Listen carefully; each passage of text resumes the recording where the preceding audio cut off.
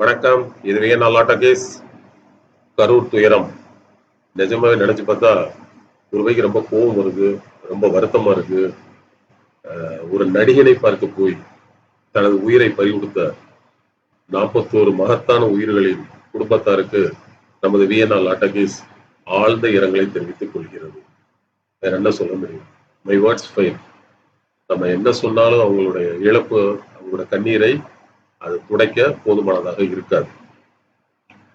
இதுல வந்து நம்ம காவல்துறை செய்து கொண்டிருப்பது என்ன? அடுத்து எஸ்.ஏ. சந்திரசேகரன், சோபா சந்திரசேகரன், விஜயோட பெற்றோர்கள் செய்ய வேண்டியது என்ன? தமிழ்நாட்டு மக்கள் செய்ய வேண்டியது என்ன? இந்த 3 பிரிவா ஷார்ட்டா பார்த்துக்கணும் இந்த காணொலி. தமிழக காவல்துறையை பொறுத்த அளவிலே மிகச்சரியாக செயல்பட்டுக் கொண்டிருக்கிறார்கள்.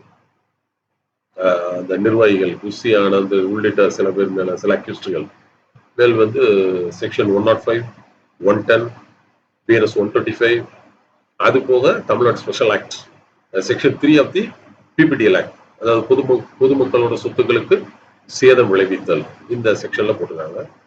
105 கிட்டத்தட்ட கொலைக்கு இணையான குற்றம். கொலை தான் கல்பபிள் ஹோமிசைடுன்னு சொல்லுவோம். கல்பபிள் ஹோமிசைடுனா கொலையை விட கொஞ்சம் கம்மியானது. கொலைனா தூக்கு தண்டனை கொடுத்துருவாங்க. இப்ப விஜய், குஷி ஆனந்த் எல்லாரும். இதுல வந்து என்னன்னா ஒரு 10 வருஷம் விஜய் கிடைக்க வாய்ப்பு இருக்கு. ஸோ இது வந்து கல்பபிள் ஹோமிசைட். அதை விட section 3 of the PPDL act வந்து அதுவே நான் பெயிலபிள் அஃபென்ஸ். அதுவே நான் பெயிலபிள். உங்களுக்கு வந்து ஜாமீன்ல வர முடியாத பிரிவு. ரொம்ப சீரியஸான கிரைம் அது. ஸோ இதன் அடிப்படையில் எல்லா குற்றவாளிகளையும் தேடிக்கிட்டு இருக்காங்க. விஜயை வந்து எஃப்ஐஆர்ல சேர்க்கல, அதனால எப்படி அவரை கைது செய்வாங்கன்னு நிறைய பேர் கேட்குறாங்க. ஒரு குற்றச்செயல் நடக்கும், ஒரு கொலை நடக்கும்போது ஒருத்தனை வந்து நீங்க வந்து ஆதாரங்களை திரட்டும் வரை போலீஸ் வந்து விட்டு பிடிக்கும். Tamil Nadu police very very intellectual cops, very intellectual cops. ரொம்ப புத்திசாலிகள் தமிழ்நாடு காவல்துறை. ஸோ எடுத்த உடனே முக்கியமான ஆள் மேல கை வச்சிட மாட்டாங்க. ஸோ ஆதாரங்களை திரட்டிக்கிட்டு இருப்பாங்க. அதுக்குரிய ஆதாரங்கள் விட்டு பிடிப்பாங்க. புதிதாக ஆதாரங்கள் உருவாகும். இப்ப குற்றவாளிகளோட நடவடிக்கைகளே சில ஆதாரங்கள் உருவாக்கும். அதுக்காகவே ஏன்னா சார்ஜ் ஷீட் போறதுக்கு நமக்கு தெரியும் ஒரு 3 மாதம் 90 நாள் டைம் இருக்கு. ஸோ அது வரைக்கும் விட்டு பிடிப்பாங்க. அதுலேயே நிறைய ஆதாரங்கள் கிடைக்கும். ஸோ அதனால வந்து குற்றப்பத்திரிகை தாக்கல் செய்யும் போது விஜயோட பெயர் இடம்பெற வேண்டும். இடும் கண்டிப்பான முறையில் நடவடிக்கை இருக்கும். அதுபோக தமிழக அரசு நியமித்திருக்கக்கூடிய ஜஸ்டிஸ் அருணா ஜெகதீசன் அவர்களோட விசாரணை ஆணையம், அவங்களும் கண்டிப்பான அந்த நீதிமன்ற விசாரணை ஆணையமும் கண்டிப்பான முறையில் விஜய்க்கு வந்து சம்மன்ஸ் பண்ணுவாங்க. அதுக்குள்ள உள்ள வந்துதான் ஆகணும். ஸோ நீதிமன்ற நடைமுறைக்கு விஜய் ஆல்ரெடி வந்துட்டார், இல்ல வந்து விடுவார். ஸோ இதுதான் நிலைமை. செக்ஷன் 105 நான் சொன்ன பார்த்தீங்கன்னா 10 வருஷம், 10 வருஷம் வித் ஃபைன். 5ல இருந்து 10 வருஷம். நார்மலா வந்து 10 வருஷம் கொடுப்பாங்க, ஃபைனோட கொடுப்பாங்க. அந்த 41 பேர் குடும்பங்களுக்கு இழப்பீடு கொடுக்க சொல்லுவாங்க நீதிமன்றத்துல இருந்து. ஸோ இதுதான் வந்து இன்னைக்கு காவல்துறை செய்து கொண்டிருப்பது. குற்றவாளிகள் தேடிக்கிட்டு இருக்காங்க, நெருங்கிட்டாங்கன்னு நினைக்கிறேன். பிடிச்சிருவாங்க. ஒரு நபர் விஜய் மட்டும் விட்டு பிடிப்பாங்க. சார்ஜ் ஷீட் போடும்போது கண்டிப்பா ஆட்டோமேட்டிக்கா விஜய் வந்து உள்ள வந்துருவாங்களா, அதனால கண்டிப்பான முறையில் வழக்கு விசாரணைக்குள்ள வந்துருவாங்களா. இதுதான். அடுத்து செகண்ட் வந்து விஜயோட பெற்றோர். விஜயோட பெற்றோரை பொறுத்த மட்டுக்கு அவங்களே விஜயோட அம்மா சோபா சந்திரசேகர் ஒரு பெரிய டைரக்டர், விஜயோட அப்பா ஒரு பெரிய டைரக்டர், விஜயோட தாய் மாமா ஒரு பெரிய பாடகர், விஜய் சினிமா நடிகர், விஜயோட பையன் இப்ப சினிமால இருக்காரு. ஸோ ஒட்டுமொத்த தலைமுறையும் 3 தலைமுறையா நெப்போட்டிசம் சொல்லுவோம்ல, வாரிசுகள் சூழப்பட்டிருக்கிறது தமிழ் சினிமா விஜய் குடும்பத்தால. ஸோ இதுவே ஒரு தவறான விஷயம் தான். நம்ம பார்த்தோம் நெப்போட்டிசம் இந்த அளவுக்கு இருக்கக்கூடாது, அரசியலும் சரி சினிமாலும் சரி. ஸோ இந்த அடிப்படையில் பார்க்கும்போது ஸ்பாயில்டு சைல்டு விஜய் வந்து ஸ்பாயில்டு சைல்டு. அளவுக்கு அதிகமான செல்லம், பிறந்ததுல இருந்து எதையுமே தேட வேண்டியதில்லை, எல்லாமே கிடைச்சிடும் அந்த பையனுக்கு. ஏன்னா இப்ப இன்னைக்கெல்லாம் சான்ஸ் தேடி எத்தனை பேர் விஜயகாந்த் எல்லாம் கேட்டீங்கன்னா அவர் சொல்லியிருக்காரு, மிடில் ஏஜ் எல்லாம் கிடைச்சது சான்ஸ். ஒவ்வொரு கம்பெனியா போய் விஜய் சத்யராஜ் எல்லாம் போட்டோ கொடுத்து விஜயகாந்த் எல்லாம் ரொம்ப கஷ்டப்பட்டார், ரொம்ப ரொம்ப கஷ்டப்பட்டார். கஷ்டப்பட்டு ஜெயிச்சார், பெரிய அளவுல ஜெயிச்சார். அதனாலதான் அவருக்கு வந்து மக்களோட கஷ்டங்கள்லாம் நிறைய புரிஞ்சது. ஆனா இந்த பையனுக்கு என்ன ஆச்சுன்னா, ஏன் ஒரு ஒரு மாதிரி மனநல பாதிக்கப்பட்ட மாதிரி இந்த பையன் இருக்கான்னா, எல்லாமே கிடைச்சது.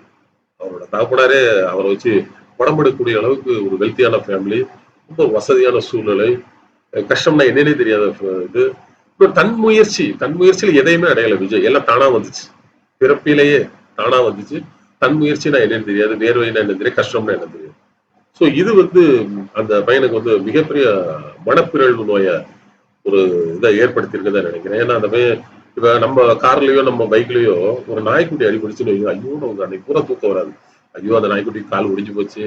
அப்படின்னு சொல்லி டாக்டர்ட்ட கூட்டு போவோம். அதுக்கு இது பண்ணுவோம், ட்ரீட்மெண்ட் பார்ப்போம், சாப்பாடு வாங்கி குடுப்போம், கூடயே வச்சிருப்போம்.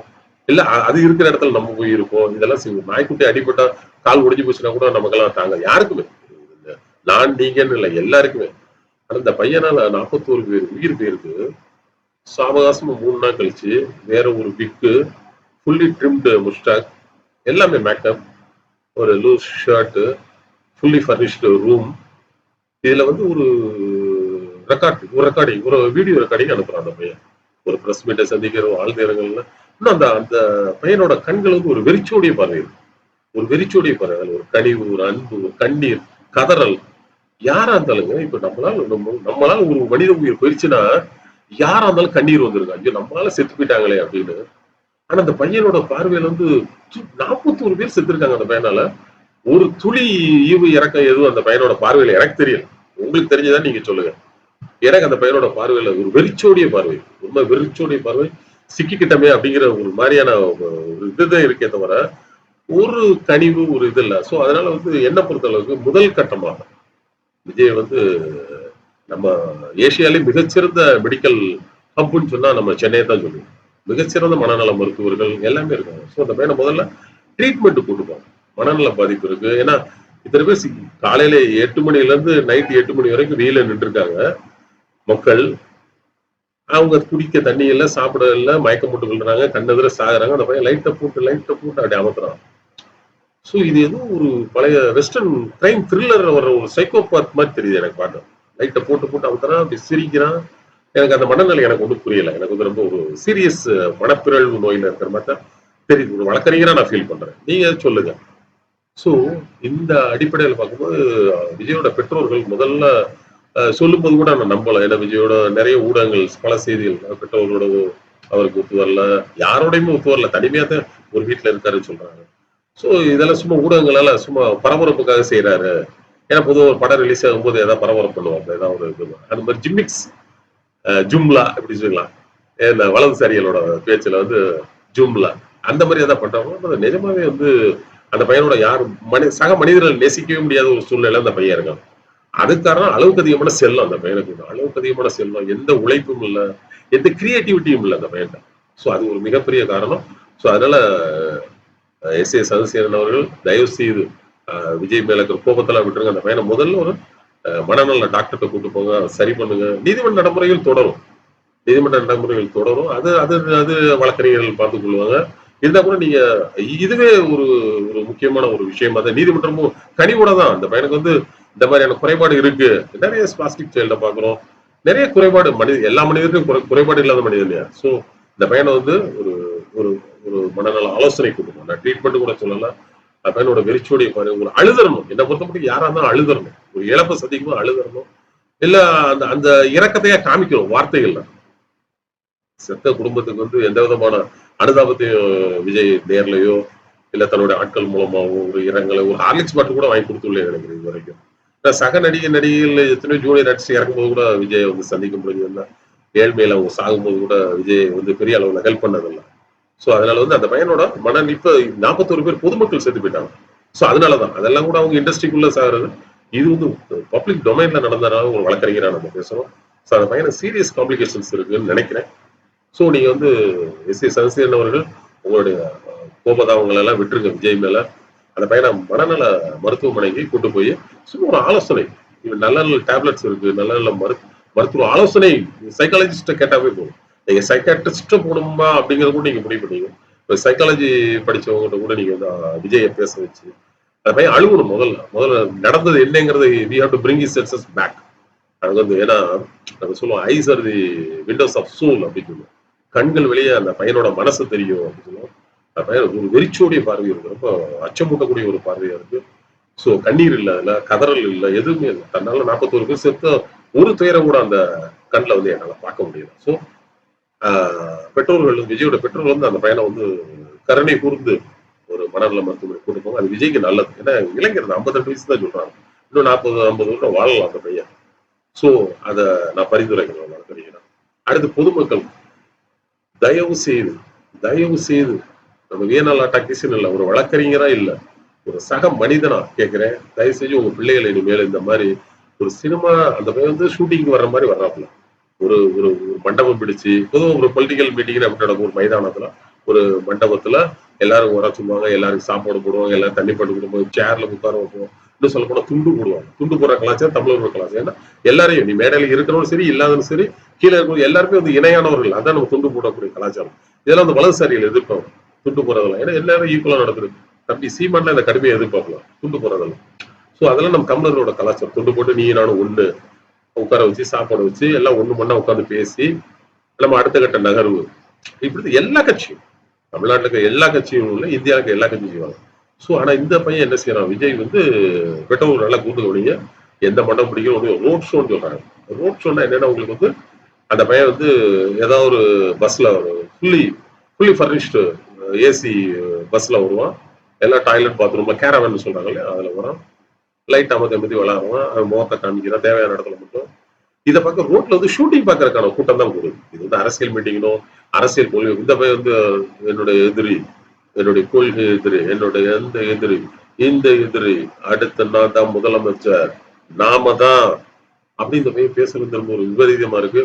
உங்க பிள்ளைகளை நீங்க பத்திரமா செய்யணும். ஏன்னா உங்களோட பிள்ளைகள் இந்த வீடியோ பார்க்கக்கூடிய பிள்ளைகள் வந்து நாளைக்கு இதே மாதிரி ஒரு வேன்ல பைக்ல ஏசி இருந்து ஜாலியா நல்லா வசதியா உட்காந்து ஒரு கம்ஃபர்ட் ஜோன்ல இருந்து பேசிக்கிட்டு விஜய் சந்திரசேகரன், சோபா சந்திரசேகரன், விஜயோட பொண்ணு, விஜயோட ஒய்ஃப், விஜயோட பிள்ளைகள் எல்லாம் வந்து ரோட்ல நிக்கிறாங்க காலை 7 மணில இருந்து நைட் 7 மணி வரைக்கும். உங்க பையன் வந்து அப்படியே டாட்டா காமிச்சிட்டு போறான், சுருண்டு விழுந்துடுறாங்க எல்லாம். அப்படின்னா நம்ம மனநிலை எப்படி இருக்கும்? நீங்க உடனே ஓடி போய் ஐயா தண்ணி குடிங்க, முதல்ல ஹாலிஸ் கொடுங்க, விஜய் ஆஸ்பத்திரி கூட்டு போங்க, பையன் பாவம். என் பிள்ளைக்காக வந்து இந்த பையன் விஜயும் விஜயோட ஒய்ஃப், விஜயோட மகா, விஜயோட மகன்லாம் என்ன நடந்து வெயில கிடந்திருக்காங்க காலையில இருந்து என் மகனை பாக்குறதுக்காக ஆஸ்பத்திரி சேர்ந்து சொல்லுவோம். சோ உங்க பையனா நீங்க அப்படி செய்வீங்க. ஆனா இந்த பையனை வந்து என்ன செய்ய மாட்டான், ஓடிப்பிட்டான். 41 பேர் செத்ததும் என்ன செய்ய மாட்டான், என்னன்னே கேட்கலாம், என்னன்னே கேட்கல அந்த பையன். ஓடி போயிட்டான். 3 நாள் கழிச்சு ஒரு வீடியோ போறான். சோ பெற்றோர்கள் தயவு செய்து இனிமேல் உங்களோட குழந்தைகளை பத்திரமா வச்சுக்கோங்க. குறிப்பா அந்த இளைஞர்களை 17 பிராயத்துல ஒரு டீனேஜ்ல இருக்கக்கூடிய பிள்ளைகளை பத்திரமா வச்சுக்கோங்க. எல்லாம் ஷூட்டிங் பார்க்க வர்ற கூட்டம் தான். யாருக்குமே ஓட்டு போற வயது கிடையாது. எல்லாம் நடிகர்கள் வர்றாங்க.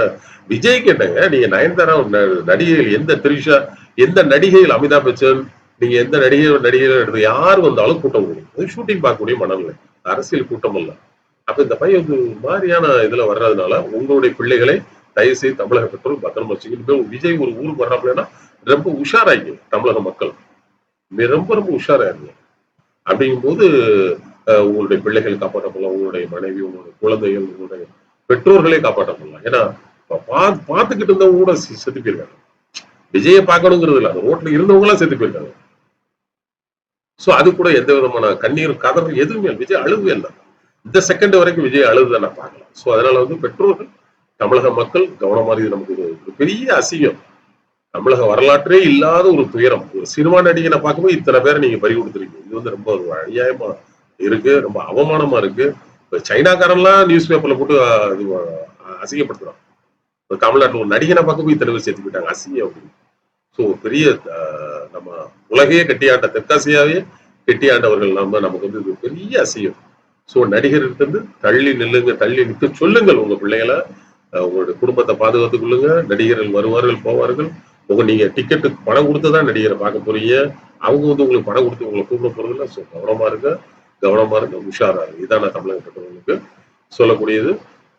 இறந்து போன 41 பேர்களுக்கு நம்ம வியன்னா டாக்கீஸ் மீண்டும் ஆழ்ந்த இரங்கலை தெரிவித்துக் கொள்கிறோம். அடுத்த காலம் சந்திப்போம். நன்றி.